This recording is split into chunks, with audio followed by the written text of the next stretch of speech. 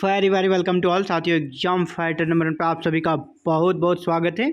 आज हम लोग बात करेंगे यूपीएस, जी हाँ, यूनिफाइड पेंशन स्कीम, जो कि केंद्रीय कैबिनेट ने इसे हाल ही में लागू कर दिया है और हमारे देश में ये 1 अप्रैल 2025 से सभी केंद्रीय कर्मचारियों पर लागू हो जाएगी।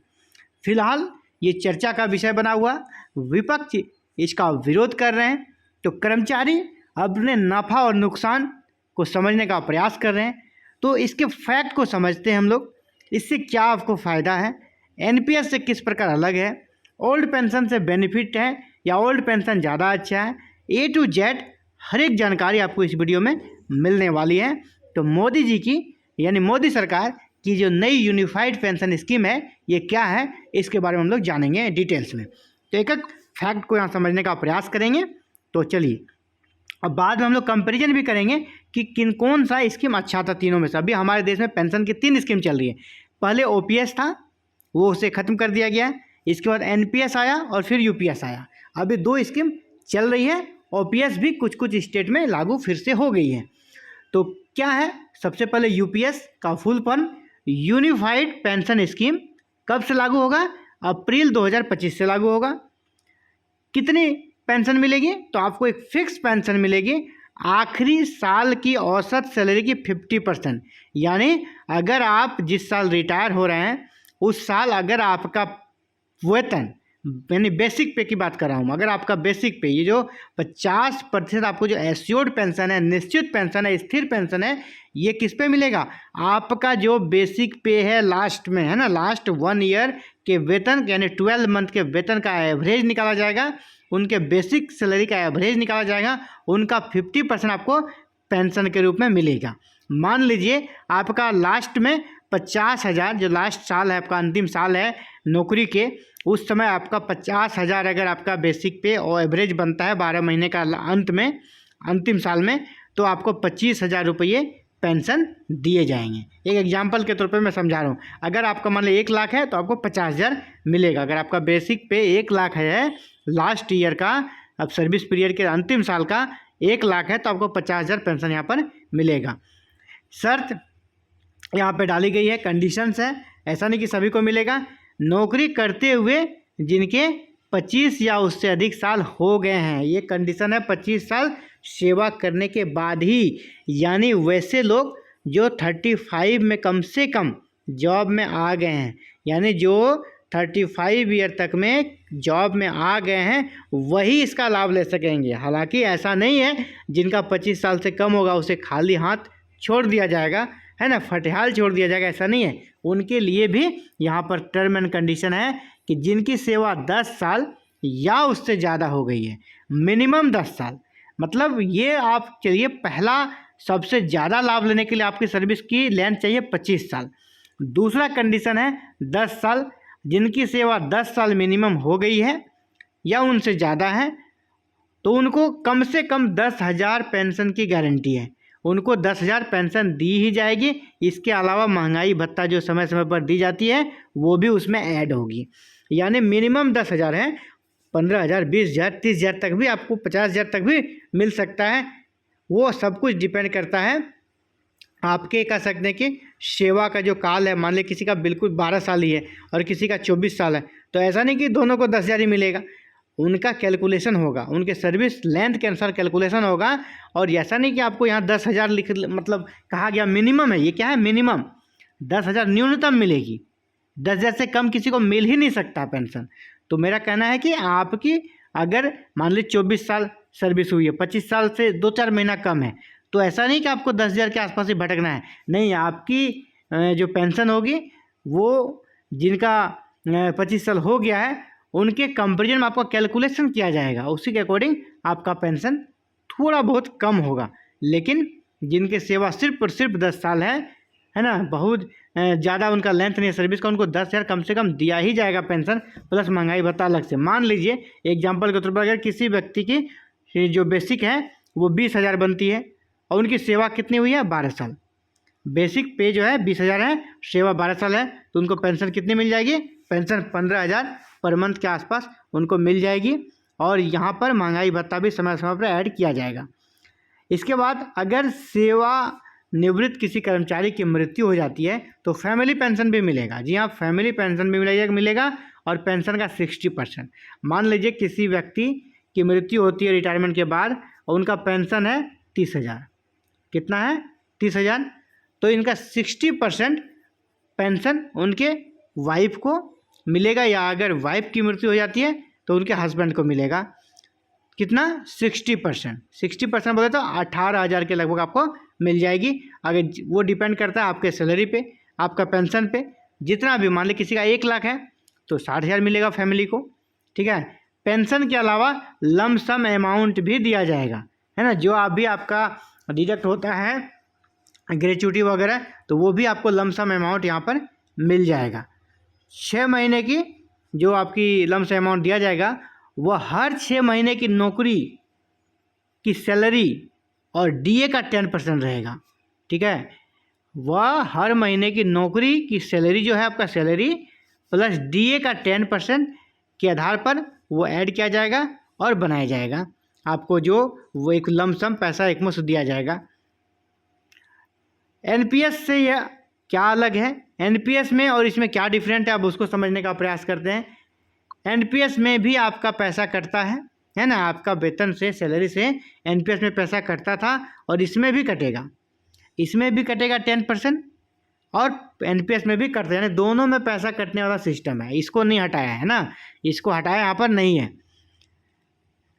सरकार की जो एनपीएस में हिस्सेदारी थी वो 14% थी। अभी फिलहाल सरकार, पहले तो 10% था, हालांकि सरकार ने, मोदी सरकार ने इसको कर दिया 14% एनपीएस में हिस्सेदारी। अब उसे बढ़ाकर 18.5% कर दिया गया है, यानी अब सरकार की हिस्सेदारी बढ़ गई है। यानी एकमुश्त जो आपको राशि मिलेगी वो अब ज़्यादा मिलेगी, क्योंकि यहाँ पर 4.5% का डिफरेंस है। ठीक है। इसके अलावा जो एनपीएस और में भी है, ऐसा नहीं कि उनसे ज़बरदस्ती कहेगा ना आप यूपीएस में आए। यूपीएस में आपको फ़ायदा नज़र आता है, आप यूपीएस में आए, यहाँ पर आपको स्विच करने का ऑप्शन दिया जाएगा, एनपीएस से मूव करने का ऑप्शन दिया जाएगा यूपीएस में।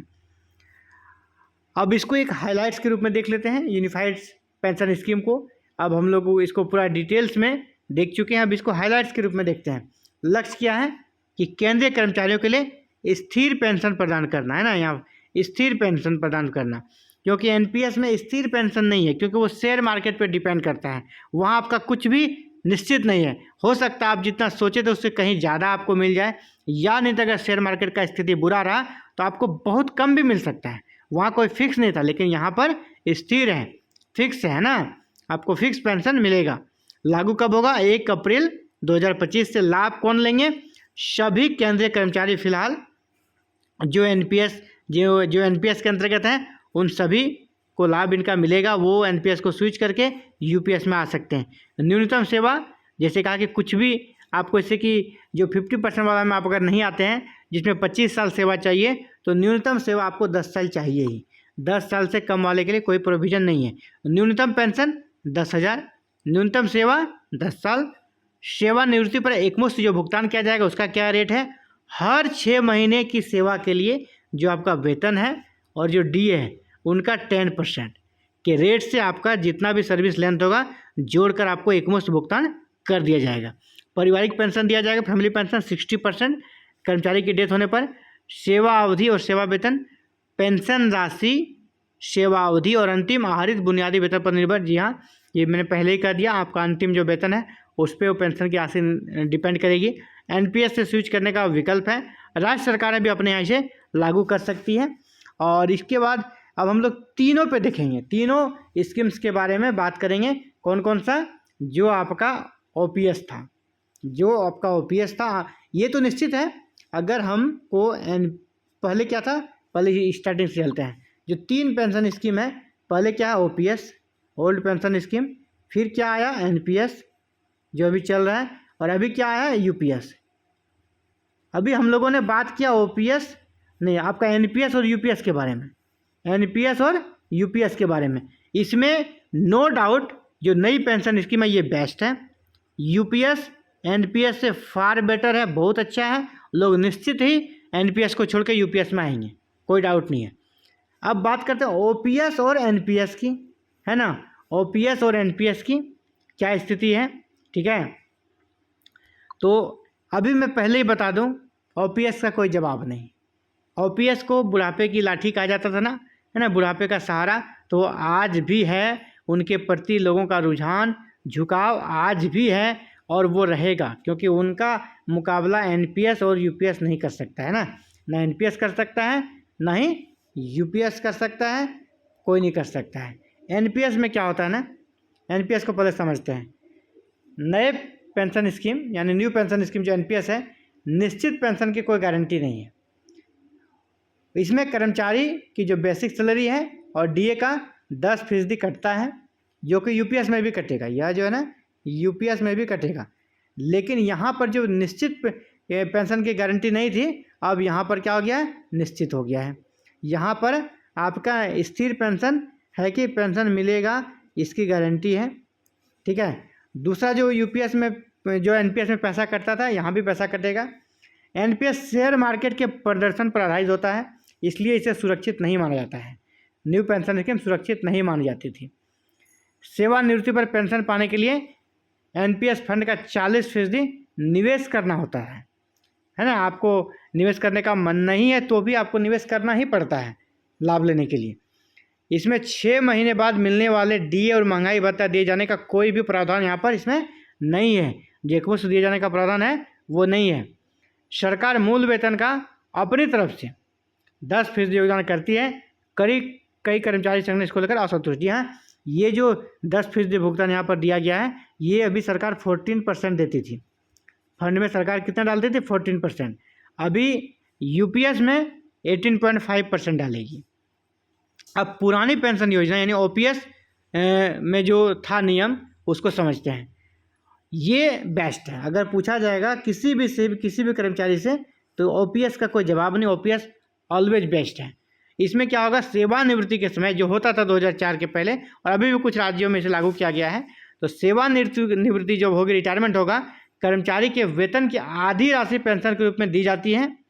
आधी राशि दी जाती है, जैसे अभी आधी दी जाएगी, वहाँ भी आधी दी जाएगी। लेकिन अंतर क्या है, पेंशन के लिए कर्मचारी के वेतन से कोई पैसा नहीं कटता। ये बहुत बड़ी बात है ना। अभी जो आपको पेंशन दिया जाएगा एनपीएस से या यूपीएस से, वहाँ आपको 10% डिडक्ट होगा आपकी सैलरी से। यहाँ पर कोई भी डिडक्शन नहीं था, कोई भी कटौती नहीं था, यानी वैसे ही पेंशन मिलता था, ठीक है। आपके वेतन से कुछ भी नहीं कटता था। इसके बाद 20 लाख रुपये तक ग्रेच्युटी की रकम भी मिलती है। 20 लाख रुपये ग्रेच्युटी की रकम भी मिलती है। किसमें, ओपीएस में। सेवानिवृत्त कर्मचारी की मृत्यु होने पर परिजनों को फैमिली पेंशन मिलता है। जनरल प्रोविडेंट फंड का भी प्रावधान है। इसके बाद ही इसमें आपका जो डीए है, डीए भी मिलते रहता है बीच बीच में, जो कि एनपीएस में नहीं था, हालांकि यूपीएस में उसे किया गया है। तो ये हम लोगों ने ब्रीफ तरीके से समझा है इस पेंशन स्कीम को, और उम्मीद करता हूँ सरकार इसमें और भी धीरे धीरे कर्मचारियों के डिमांड पर अमेंडमेंट करेगी। और जो ओल्ड पेंशन स्कीम था ओपीएस, उसे हो सकता है कि एक तरह से ये पॉलिटिकल इशू भी बनता है कि हम ओपीएस को लागू कर देंगे, यानी कांग्रेस अधिकतर राज्यों में ओपीएस लागू कर रही है, तो ओपीएस के में हम लोग कांग्रेस के आगे झुक गए। ये एक ईगो का विषय बन सकता है माननीय प्रधानमंत्री महोदय और बीजेपी सरकार के लिए। इसीलिए सरकार ओपीएस को, जहाँ तक मेरा आइडिया है, ओपीएस पूरी तरह लागू हो जाएगा, जैसे पहले था वैसे ही होगा। उसको नाम दे दिया जाएगा यूपीएस। ओपीएस के सारे फीचर्स को इसमें ऐड कर लिया जाएगा।